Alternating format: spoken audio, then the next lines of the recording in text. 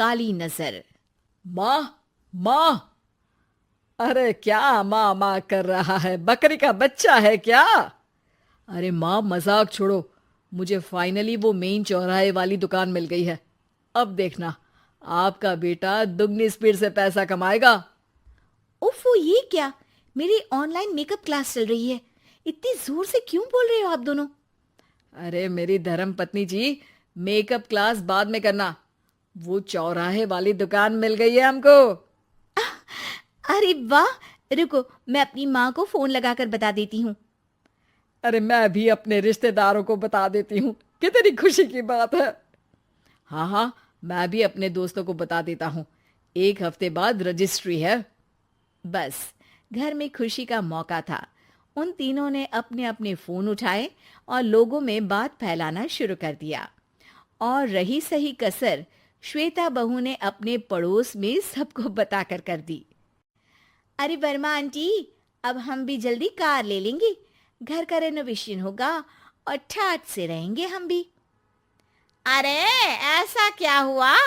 Lottery बाटरी लग गई है क्या? अरे, इस बार चौराहे वाली मॉल में हमको भी दुकान मिल गई है। दुकान नंबर 21, जो एकदम चौराहे पर है। अब ग्राहक बढ़ेंगे तो आमदनी भी बढ़ेगी ही ना। अरे वाह, कितनी खुशी की बात है। मैं बहुत खुश हूँ तुम्हें इतना खुश देख के। बाकी एक बात कहूँ, सबको मत बताते फिरना। किसी की नजर लग जाएगी तो खुशी की खबर वापस लौट जाएगी। हैं? ऐसे थोड़ी ना होता है। अब डरा रही हो। अरे सही कह रही हूँ। काली नजर कहते हैं इस चीज को, जब आप किसी को कुछ बताओ और वो काम बिगड़ जाए। अरे लेकिन मैं तो। तुमने सबको बता दिया ना? हाँ, फोन लगा लगा के। अब बच के रहना। काली नजर बड़ी खतरनाक होती है। श्वेता इतनी खुश रहती है कि वो वर्मा आंटी की बात पर ध्यान ही नहीं देती, जबकि पड़ोस में और भी लोगों से खुशी की खबर शेयर करती रहती है। अगले दिन राजेश बहुत दुखी होकर घर आता है। अरे बेटा, क्या हुआ? मुंह क्यों सूजा हुआ है? मधुमक्खी ने काट लिया क्या? माँ, वो दुकान किसी और के पास चली गई। किसी ने ज्यादा भाव लगा दिया। अरे पर बात तो आपसे हुई थी ना उस दुकान वाले की। हाँ, आज मैं टोकन अमाउंट देने गया था, तब मुझे पता चला। कोई आकर सुबह मुझसे पहले ही ज्यादा अमाउंट दे गया। काली नजर। क्या? क्या कहा? वर्मा आंटी ने समझाया था कि किसी को बताना मत, वरना काली नजर लग जाएगी। अच्छा, तुम्हें उनकी बात मान लेनी चाहिए थी। उनकी बात मान लेती, लेकिन उसके पहले ही सबको बता चुके थे ना हम तीनों। अरे अगली बार से ध्यान रखेंगे। कोई भी नई चीज होगी तो किसी को नहीं बताएंगे। तीनों कुछ दिन ऐसे ही रहते हैं, पर एक दिन श्वेता को एक मेल आता है। राजेश, मेरा ऑनलाइन मेकअप कोर्स कंप्लीट हो गया। अब मैं खुद का पार्लर खोल सकती हूँ। अरे वाह, अपने मोहल्ले में ही खोलते हैं। ये जो घर के सामने दुकान है ना, वहीं। हाँ, यहाँ सस्ती भी मिल जाएगी। अगले दिन श्वेता वर्मा आंटी के पास जाती है, मिठाई का डब्बा लेकर। अरे आओ आओ, कैसे आना हुआ? जोर से नहीं बोलूंगी। वो सामने वाली दुकान है ना, वहां मैं अपनी पार्लर की दुकान खोलने वाली हूँ। उसकी मिठाई है। अरे वाह, बहुत बधाई हो तुमको। हाँ, मैं कमाने लगूंगी तो राजेश पर पूरे घर का बोझ नहीं रहेगा ना आंटी जी। ये तो है। पर ये बता कि तूने ये बात किसी और को तो नहीं बताई ना? अरे नहीं नहीं, पिछली बार गलती कर दी थी। काली नजर लगी किसी की और राजेश के हाथ से वो दुकान चली गई थी। सबको मत बताना। चलो मैं चलती हूँ, कल दुकान की बात करने भी तो जाना है।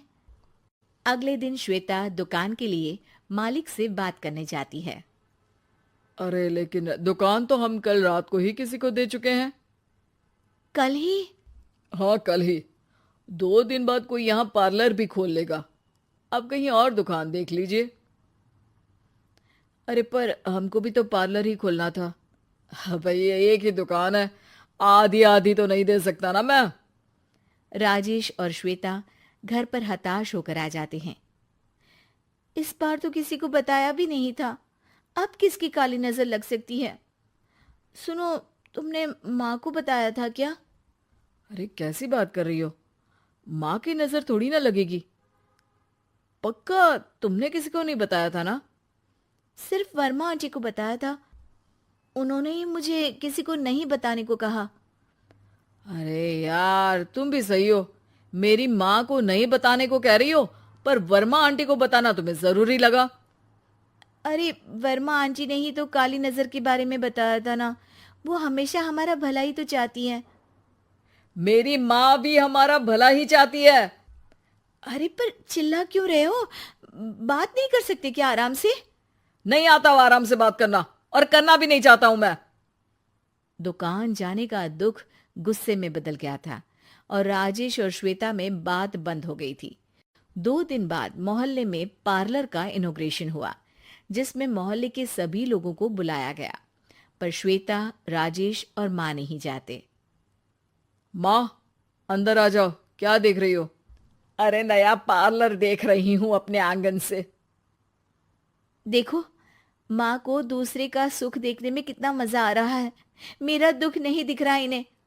यह मेरा पार्लर भी तो हो सकता था। अरे चुप रहो यार, हर बात में लड़ाई क्यों ढूंढ रही हो? राजेश और श्वेता फिर बहस करने लगते थे। तभी माँ ने दोनों को बाहर बुलाया।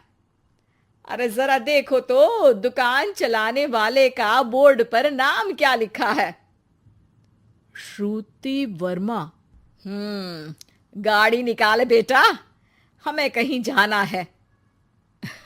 काली नजर का इलाज कराने? राजेश अपनी बाइक निकालता है। तीनों ट्रिपलिंग कर रहे हैं। माँ राजेश को उस मॉल वाली दुकान पर लेकर जाती है जहां राजेश अपनी दुकान खोलने वाला था। यही दुकान लेना चाहता था ना तू? हाँ, पर इनको भी दुखी करने लेकर आई हो क्या यहाँ पर दुकान दिखाकर? वहां काफी नहीं था?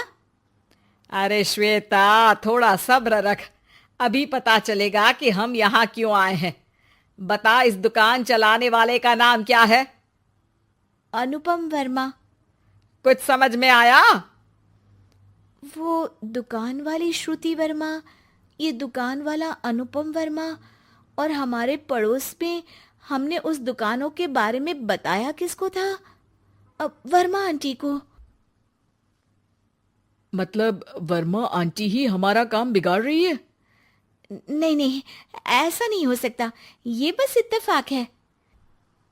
राजेश अपना फोन निकालता है और श्रुति वर्मा और अनुपम वर्मा के नाम फेसबुक पर सर्च करता है, जहां ये दोनों ही वर्मा आंटी के रिश्तेदार होते हैं।